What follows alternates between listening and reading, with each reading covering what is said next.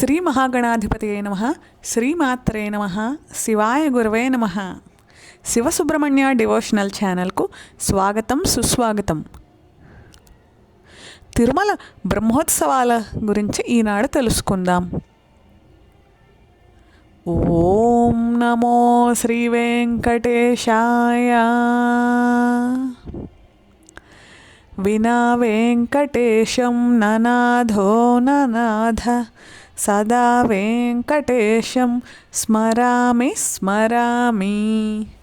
హరే వెంకటేశ ప్రసీద ప్రసీద, ప్రియం వెంకటేశ ప్రయచ్ఛ ప్రయచ్ఛ. వేం అంటే పాపం, కట అంటే ఖండించుట. వెంకటేశ్వరుడు అంటే శరణు వేడుకున్న వారి పాపాలని తొలగిస్తాడు అని అర్థం.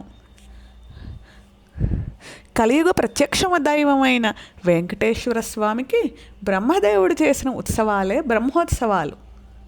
మొట్టమొదటగా వెంకటేశ్వర స్వామి తనకు గొప్పగా ఉత్సవాలు చేయాలని బ్రహ్మదేవుని ఆదేశించాడు. అలా బ్రహ్మ మొదలుపెట్టి చేసిన ఉత్సవాలే బ్రహ్మోత్సవాలు. నేటికి ఎంతో వైభవంగా నిర్వహిస్తున్నారు.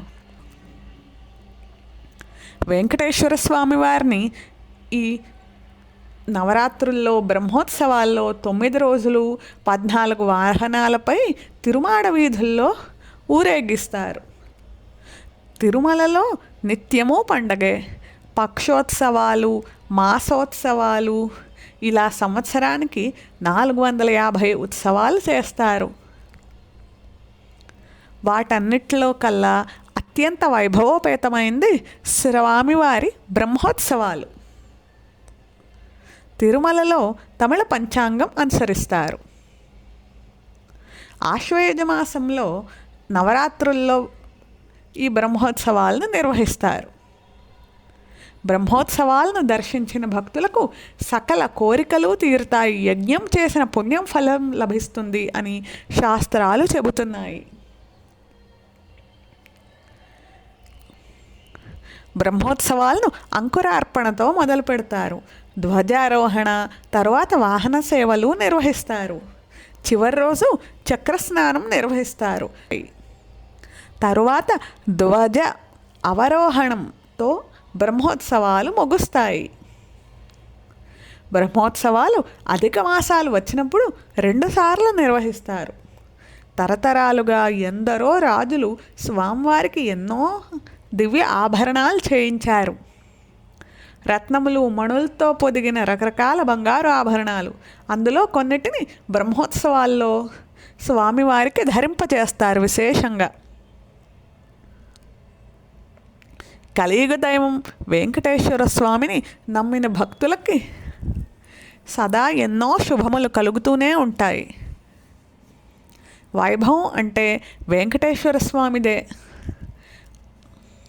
బ్రహ్మోత్సవాల వేళ అద్భుతమైన పూలమాలలు, రత్నాభరణాలు అలంకరించిన స్వామి తిరుమాడ వీధులలో ఊరేగుతుండగా కూచిపూడి నృత్యం చేస్తూ కళాకారులు ఒకవైపు, కోలాటాలు ఆడే భక్త బృందం, స్వామి ఉత్సవంలో మేము సైతం అని పాల్గొనే గజరాజులు తిరుగుచుండగా జానపద కళాకారులు డప్పుల నృత్యాలు చేస్తుండగా తిరుమాడ వీధుల్లో 2 నుంచి 3 లక్షల మంది భక్తులతో నిండిపోయి బ్రహ్మాండంగా బ్రహ్మోత్సవాలు ప్రతిరోజు జరుగుతాయి. మొదటి రోజు పెద్ద శేషవాహనం, తర్వాత 2వ రోజు చిన్న శేషవాహనం. ఈ స్వామి దుష్ట శక్తులను ధ్వంసం చేస్తారని ప్రతీతి. చిన్న శేషవాహనంపై ఊరేగే మలయప్ప స్వామి వారు దుష్ట శక్తులను ధ్వంసం చేస్తారని ప్రతీతి. 2వ రోజు రాత్రి హంసవాహనంపై వెంకటేశ్వర స్వామి వారు విహరిస్తారు.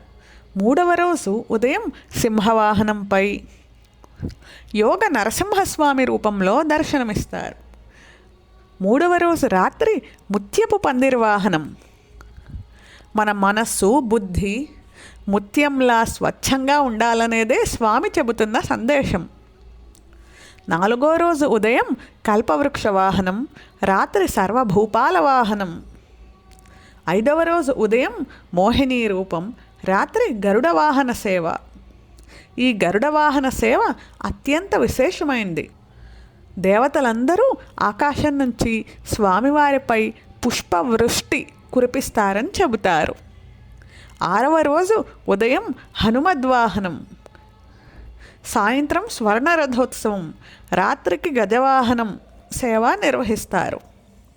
7వ రోజు ఉదయం సూర్యప్రభ వాహనం, సాయంత్రం చంద్రప్రభ వాహనం నిర్వహిస్తారు.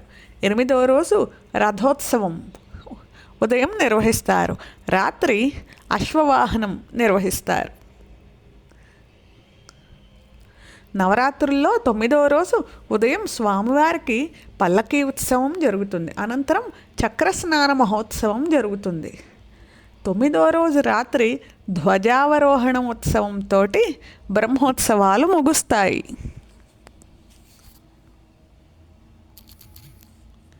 ఓం నమో శ్రీ వెంకటేశాయ.